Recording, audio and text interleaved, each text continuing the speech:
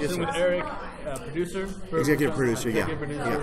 And talk to us about just what it all takes to kind of put Lucha Underground on television, from filming to screen. Originally or Yeah, so from the start.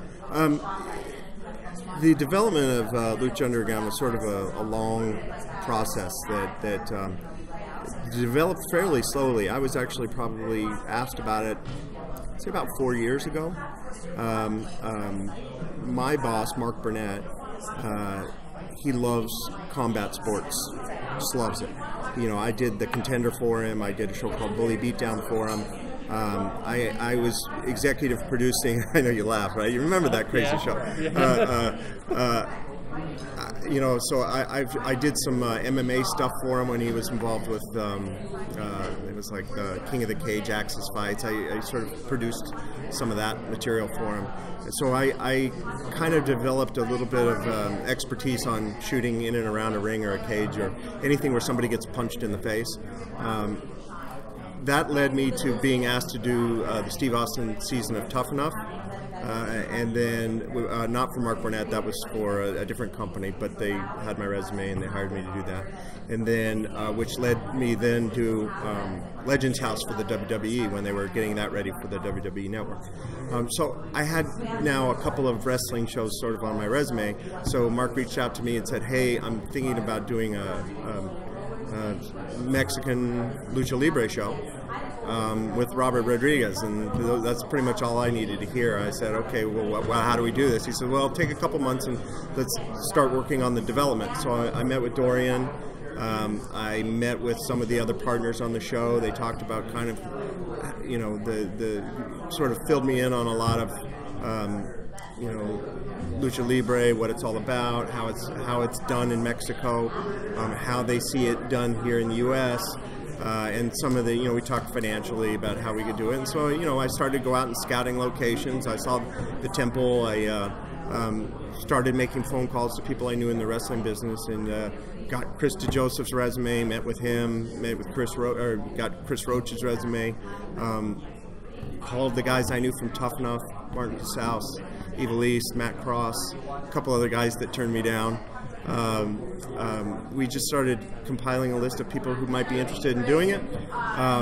Originally, I was asked to just develop it and say, do we want to do this show? And so after about 6 months of kind of like character development, the partners had brought in some people to do, you know, draw some costume sketches, to draw some character sketches, creating some characters.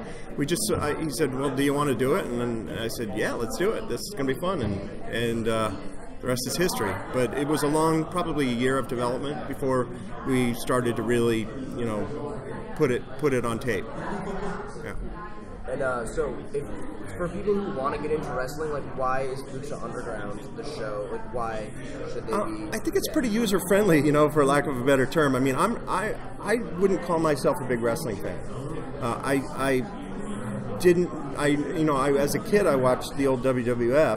You know, I was at the WrestleMania 3 in LA, or 2 in LA when they had the steel cage match. I was like 15 years old, and I was in the crowd, so I liked it then, but fell away from it for years. I've always respected the big productions and people who can do big live television like WWE can do. But I wouldn't call myself a fan. I became a fan of Lucha Underground. I became a fan of Lucha Libre in this process, and I think why it's easy to get into is because we don't do traditional kayfabe. You know, we sort of rethink that, and we sort of think, well, if you're going to convince people to suspend their disbelief, go all the way with it. Go like a movie would do. Go like a comic book would do. You know, and I think that there is, as evidenced by the thousands of people who are downstairs, there is a big market for sci-fi, fantasy, and wrestling overlaps that group tremendously. And I think the worst thing that you can say to a wrestling fan is well, you know, it's not real. You know, it's insulting to say that to a wrestling fan. Well, you would never say that to a fan of Game of Thrones. You wouldn't say, well, you know, Game of Thrones is not real. Of course it's not real. that's the point.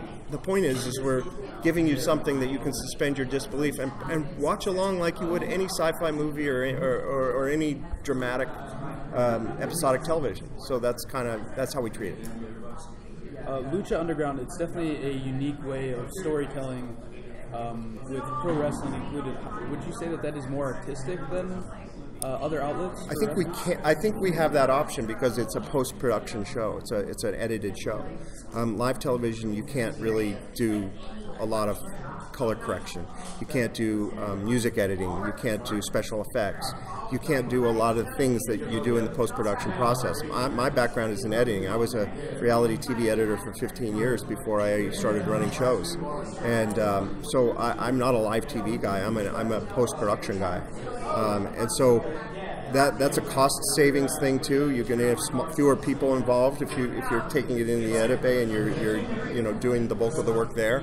But I think that it allows you to be more cinematic and allows you to be creative. I wouldn't say more creative, but creative in different ways using that process. And like you said, there's a big market with sci-fi and comic books now. So like, and Lucha Underground has a lot of those like comic book characters. Yes. With Aerostar, and then we have oh my God, Drago.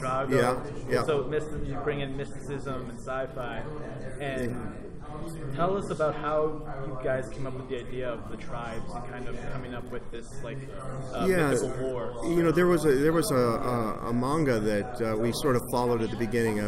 Robert Rodriguez created, and he had I think actually one of his sons was one of the artists on it, and he had other guys that he knew from the comic book world sort of created this manga, and we followed that initially. We said, okay, here's some of the characters, here's some of the mythology, let's kind of expand it and whatever. And he brought in one of his writers originally to sort of frame the universe, and then we just kind of took those sort of pillars and we just started to backload everything into it.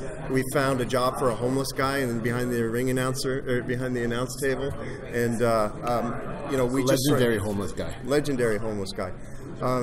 So it was always intended to be comic book level craziness. Forget what it is. It's crashing my show. All right. All right, well, thank you so much for your time. Sure. Awesome. Thank you. All right,